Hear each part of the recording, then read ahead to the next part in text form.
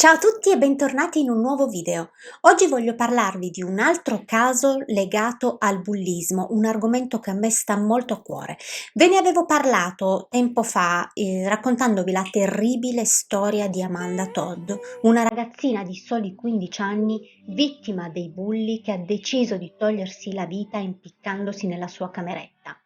Il caso di Amanda Todd è il più famoso al mondo, purtroppo, tra i casi di bullismo e cyberbullismo. Ho deciso che ad agosto riprogrammerò il video con l'audio modificato perché quando l'ho pubblicato qualche mese fa ero ancora alle prime armi, quindi l'audio non era proprio il massimo. Quindi abbiamo cercato di ripulirlo e lo riprogrammeremo appunto per non so quale data, ma ve lo farò sapere in un post qui su YouTube. La storia che voglio raccontarvi oggi invece è stata vissuta da un personaggio famoso, Mika, un cantante di successo che è stato vittima dei bulli a scuola, perché era in sovrappeso, perché era dislessico e per tante altre cose che agli occhi dei bulli potevano renderlo diverso. Un altro tema, un altro argomento che a me sta davvero tantissimo a cuore è la dislessia, perché più spesso di ciò che pensiamo, purtroppo, dislessia e bullismo viaggiano di pari passo. Mika racconta momenti dolorosi e difficili della sua vita che lo hanno segnato nel profondo, ma che però è riuscito a superare grazie alla sua famiglia, soprattutto grazie alla mamma che è stata fondamentale per lui e alla musica. Questa, amici, è una storia di rinascita e di riscatto. Ma amici, prima di iniziare vi chiedo di iscrivervi al canale e di attivare la campanellina per non perdere tutti i miei prossimi video. Ma adesso iniziamo con la storia di oggi. Michael Holbrook Penniman Jr., in arte Mika, nasce a Beirut, in Libano, il 18 agosto del 1983. Da mamma libanese maronita e papà statunitense ed è il terzo di 5 figli. A causa della guerra in Libano si trasferisce a Parigi nel 1984. Dopo la partenza del padre per motivi commerciali, vive per 7 mesi nell'ambasciata americana in Kuwait. All'età di 9 anni invece si trasferisce a Londra, dove frequenta il liceo francese Charles de Gaulle, la Westminster School e per 3 anni frequenta il Royal College of Music. Proprio a scuola vive i suoi momenti più dolorosi. È un ragazzino un po' in sovrappeso, ha i capelli lunghi, si veste in modo originale, con il farfallino al collo, come i suoi personaggi dei fumetti preferiti, Astro Boy o Lucky Luke, passando appunto per lo strano. Viene cacciato da scuola perché non sa leggere e non riesce neanche a scrivere. Non ci va per un anno e in quell'anno si dimentica completamente come approcciarsi alla lettura e alla scrittura. Poi dei test e la diagnosi di dislessia.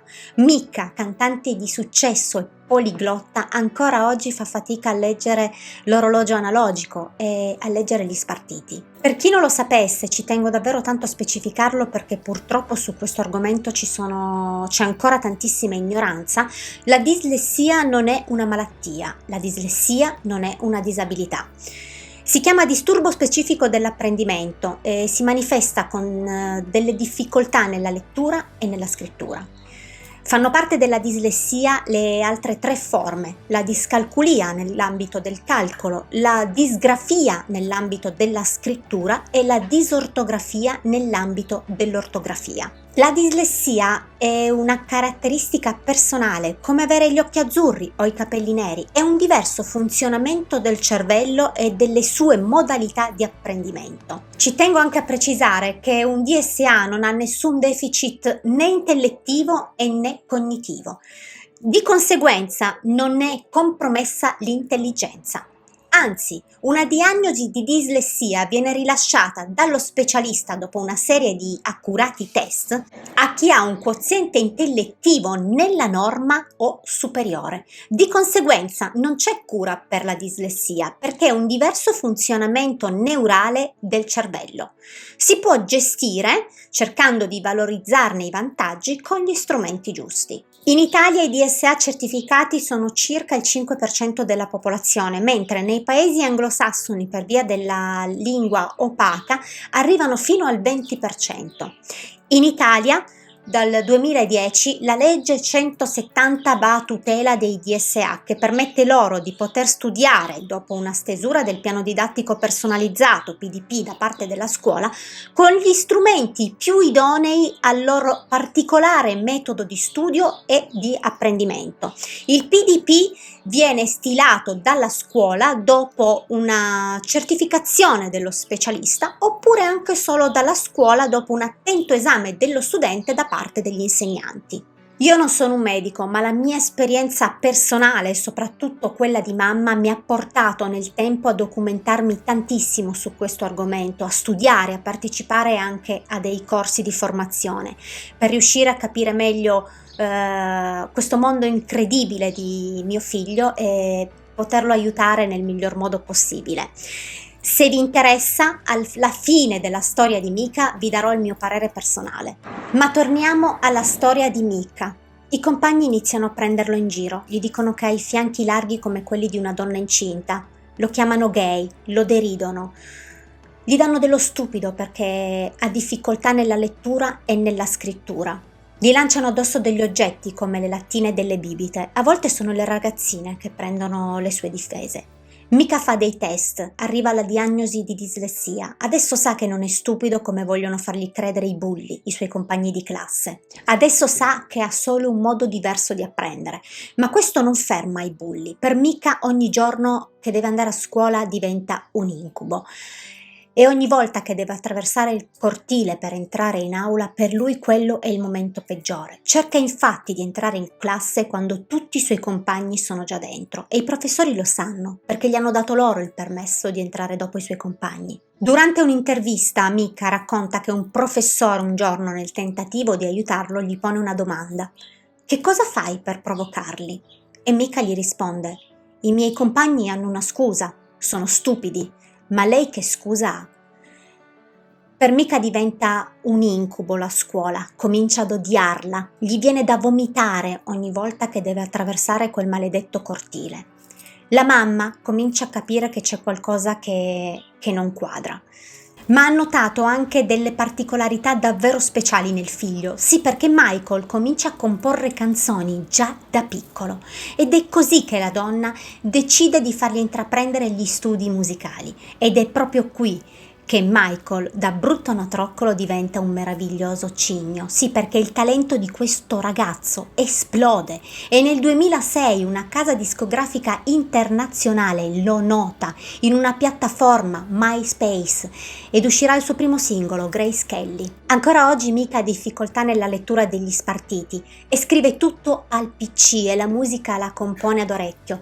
Come potete vedere c'è sempre un'alternativa, una strategia, una strada diversa. Non per forza dobbiamo intraprendere la strada tradizionale per raggiungere i propri obiettivi. I titoli di tutto il mondo lo inneggiano, ha la voce di Freddie Mercury in un corpo da ballerino, ma è solo l'inizio, perché nel 2007 Life in Cartoon Motion gli fa vincere 4 World Music Award e nel 2009 arriva il disco di platino con The Boy Who Take It Easy e l'ascesa continua. Sempre nel 2007 intraprende un tour mondiale e nel 2008 il suo primo concerto in uno stadio. Pensate che il suo terzo album, The Origin of Love del 2012, che canta con Ariana Grande, è proprio un testo contro il bullismo, un incoraggiamento a tutte le vittime a resistere e ad ottenere vendetta con il tempo, dimostrando che non è prevaricando gli altri che si dimostra la propria grandezza.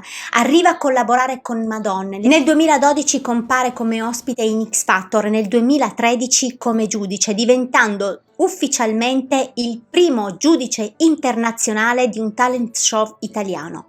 Il successo in televisione continua per Mika e sempre nel 2012 fa ufficialmente coming out, dichiarando di essere gay, mettendo finalmente a tacere tutte le domande in merito alla sua sessualità. I successi musicali per Mika continuano, ma anche quelli televisivi. Difatti nel 2022 conduce l'Eurovision con Alessandro Cattelan e Laura Pausini. Mika è un vero poliglotta, parla fluentemente inglese, francese ed italiano. Ha studiato anche un po' di cinese, arabo e dialetto libanese. In questi anni di successi però ci sono stati anche dei momenti di blocco che Mika ha superato tornando più carico di prima. Pensate che nel 2015 dei manifesti che pubblicizzano un suo imminente concerto vengono vandalizzati con delle scritte omofobe proprio rivolte a lui. Quando Mika lo viene a sapere, sporge subito denuncia tramite social network, lanciando 2 hashtag che vanno subito virali e di fatto lanciando così anche una protesta non violenta contro l'omofobia. Ad Alba partecipa ad un convegno dal titolo Un pesce su un albero, il titolo di un bellissimo libro di Linda Mullally Hunt. È un romanzo davvero incredibile che aiuta a ricordare che le grandi menti non pensano come le altre, lanciando un messaggio davvero molto importante. L'intelligenza dislessica è solo un'intelligenza diversa e quando non si viene compresi ci si sente proprio così, come dei pesci sugli alberi. L'AID di Trieste gli conferisce il titolo di ambasciatore AID. Per chi non lo sapesse, l'AID è l'Associazione Italiana della Dislessia che da anni combatte per i diritti dei DSA. Il titolo di ambasciatore AID gli viene conferito per aver parlato di dislessia diventandone un punto di riferimento, per aver incoraggiato i ragazzi DSA e per aver affrontato il tema del bullismo nei testi delle sue canzoni e soprattutto per aver dimostrato che nonostante gli ostacoli si possono raggiungere obiettivi importanti se si vuole. Adesso voglio leggervi l'estratto di un'intervista di Mika. Quando ero vittima dei bulli resistevo grazie ad un pensiero fisso. Un giorno questi che adesso mi perseguitano verranno ad applaudirmi ai concerti. La differenza fa paura a tutti, ma la differenza è l'unica qualità che può darti una chance, un'opportunità di successo nella vita al di fuori della scuola. Questa è una storia quindi di dolore, ma soprattutto di rinascita e di riscatto. Come vi dicevo prima, nella mia esperienza personale, in tempi in cui non si sapeva ancora cosa fosse la dislessia, è stata molto dura perché venivi catalogato come quello svogliato, quello con la testa tra le nuvole, oppure non portato per quella materia. Ma è stata nella mia esperienza di genitore che invece ho voluto scoprire tutto di questo mondo ed è stata una scoperta davvero incredibile. Prima di tutto vorrei dire che secondo me, secondo il mio personale pensiero, il termine disturbo è sbagliato. Io userei un termine diverso e quindi DSA dovrebbe essere la sigla di diverso modo di apprendere, perché alla fine siamo tutti diversi. Solitamente con il tempo e quando si arriva ad un'età adulta capisci che la diversità ci rende unici, ma chi la diversità la vive quotidianamente, per queste persone è davvero difficile, soprattutto per i bambini e gli adolescenti, perché purtroppo viviamo in un mondo dove c'è tanta ignoranza, tanta cattiveria e quindi la diversità spaventa. Il diverso colore della pelle, una diversa sessualità, una diversa religione, sono cose che portano alla discriminazione purtroppo. Allo stesso tempo, in generale, le persone anche a scuola pensano, studiano, apprendono in modi differenti. E a scuola, a causa della rigidità dei metodi e dei programmi di insegnamento, si fa sì che emergano solamente quelli che apprendono meglio con il metodo tradizionale. Quindi per un DSA la vita scolastica è molto dura. Se però impariamo a conoscere meglio ogni bambino e ogni bambina e li seguiamo nel loro diverso metodo di studio e di apprendimento, allora anche loro possono volare. A me piace molto una frase di Albert Einstein: ognuno è un genio, ma se si giudica un pesce dalla sua abilità di arrampicarsi sugli alberi, lui passerà tutta la sua vita a credersi stupido. Certo, oggi i DSA sono tutelati da una legge, possono studiare con i loro strumenti, con quelli almeno che sono più idonei e giusti per loro. Ma pensate davvero che sia così semplice? No, non lo è, perché purtroppo c'è ancora molto da fare. C'è da scavalcare l'ignoranza, c'è da fare formazione, c'è da aggiornarsi, c'è da allenare l'empatia. E i DSA purtroppo sono i perfetti candidati al bullismo da parte dei loro coetanei e purtroppo anche da parte di alcuni insegnanti, arrivando ad innescare una terribile catena. Più sono derisi, più peggiora la loro autostima e più si chiudono in loro stessi. È un tema molto complesso ovviamente da poter affrontare qui e oltretutto io non sono uno specialista. Io parlo solo per la mia esperienza personale e oltretutto dico che non parlo per tutti i docenti. Sicuramente c'è una scarsa formazione dietro ad alcuni di questi insegnanti. Dico che sicuramente bisogna allenare molto l'empatia e cercare di attuare dei metodi più innovativi ed in questo la tecnologia ci viene moltissimo d'aiuto. Bisognerebbe davvero dare una svolta alla scuola e in questo devo dire che moltissimi insegnanti sono preparati in merito perché cercano di sviluppare dei metodi più alternativi, cercando di seguire le diversità di tutti, non solo dei DSA. Perché siamo tutti diversi e questa si chiama inclusione. In diverse occasioni, purtroppo, anche qui su YouTube, ci sono stati dei personaggi molto seguiti che se ne sono venuti fuori con delle frasi veramente orribili, del tipo: oggi ho sbagliato a parlare, sono dislessico. Ma di cosa stiamo parlando? Innanzitutto i DSA sanno parlare benissimo, ma voi sapete il danno che potreste arrecare. Avete un seguito incredibile di fan, soprattutto di ragazzi e adolescenti. Ma che messaggio volete lanciare? E soprattutto, quando qualcuno, uno a caso, come me, vi fa notare l'errore, perché non vi andate a documentare? E magari, se avete capito di aver sbagliato, perché non rettificate le vostre parole, magari utilizzando anche delle semplici scuse? Poi magari vedo gli stessi influencer andare a promuovere libri, parlare di bullismo, discriminazioni. Ragazzi, per favore, state attenti a quello che dite, perché magari potreste essere proprio voi a fomentare del bullismo. Non siate solo facciata per aumentare i vostri follower. Ma torniamo a noi. Lo sapete che ci sono tantissimi dislessici famosi? Ve li leggo perché tutti a memoria non riesco a ricordarli e non li nominerò neanche tutti.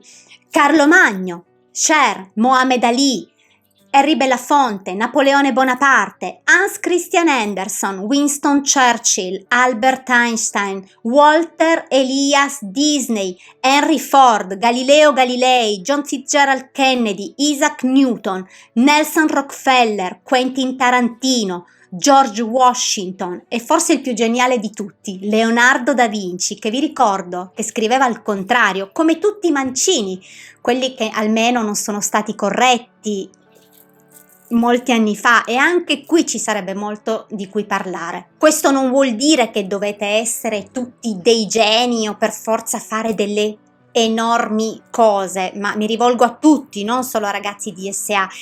Questo vuol dire che dovete trovare quello che vi rende felici e portarlo avanti. Ponetevi degli obiettivi e cercate di raggiungerli con tutte le vostre forze. La storia che vi ho voluto raccontare oggi di Micca è una storia che deve essere d'esempio a tutti i ragazzi e ragazze che purtroppo sono vittima di bullismo, soprattutto ai ragazzi di DSA. Voglio dire di non abbattersi perché siamo tutti diversi e soprattutto non vergognatevi ad usare i vostri strumenti che sono come gli occhiali per un miope che non riesce a vedere bene. Trovate la chiave per la vostra diversa intelligenza perché la normalità non esiste. Chi deve vergognarsi è chi deride, chi discrimina. Perché quelli sono solo dei vigliacchi che per sentirsi grandi, per innalzarsi, hanno bisogno di sotterrare gli altri. Non permettetelo. Ragazzi, il bullismo si può sconfiggere, basta parlare. Trovate una persona di cui vi fidate e raccontate il vostro fardello. Non vergognatevi, non abbiate paura. Oggi ci sono delle leggi molto severe contro i bulli e soprattutto ci sono delle associazioni contro il bullismo scolastico. Potete anche rivolgervi a quelle. Io volevo davvero ringraziare Mika per essere stato testimone di aver portato la sua storia di bullismo, di dislessia e di essere stato d'esempio per tutti questi ragazzi e queste ragazze che sono vittima di bullismo. Ma soprattutto voglio anche ringraziare tutti quei docenti che ci mettono davvero l'anima, si impegnano e trovano delle strade alternative da utilizzare in tutta la classe, portando così l'inclusione vera. Ci tengo a ringraziare personalmente anche l'AID, che è l'Associazione Italiana della Dislessia, che è in campo da anni per la lotta ai diritti dei DSA, e anche Giacomo Stella, che è uno dei più grandi specialisti a livello nazionale e che è stato l'artefice dell'approvazione della legge 170 che tutela i ragazzi DSA. E poi ci tengo anche tanto a dire ai genitori dei ragazzi DSA che vi capisco, vi comprendo e non abbattetevi. La strada è dura, è in salita, ma quando si arriva in cima poi si vedrà un magnifico panorama. Ci tengo anche a ricordarvi che tutti i miei commenti personali sono stati appunto fatti su esperienze appunto personali di vita, ma anche sulla base di tanta documentazione che io ho voluto fare e di tanti corsi che ho seguito con AID, con Anastasi, con diverse associazioni, anche associazioni contro il bullismo scolastico, e soprattutto con Anna Maria Sabatini, una persona davvero in gamba che ha un canale qui su YouTube e che aiuta tantissimo i ragazzi di DSA e soprattutto anche i genitori. Amici, siamo arrivati al termine di questo video. Oggi non era un video paranormal, però questo per me è un argomento che veramente mi tocca tantissimo e ci saranno altri casi come questo perché li voglio raccontare. Secondo me è importante lanciare dei bei messaggi ed dare del coraggio anche ai ragazzi che vivono purtroppo il bullismo. Secondo me è molto importante. Quindi io vi aspetto nei commenti, vi mando un bacio grande e ci vediamo venerdì con il prossimo caso. Ciao amici!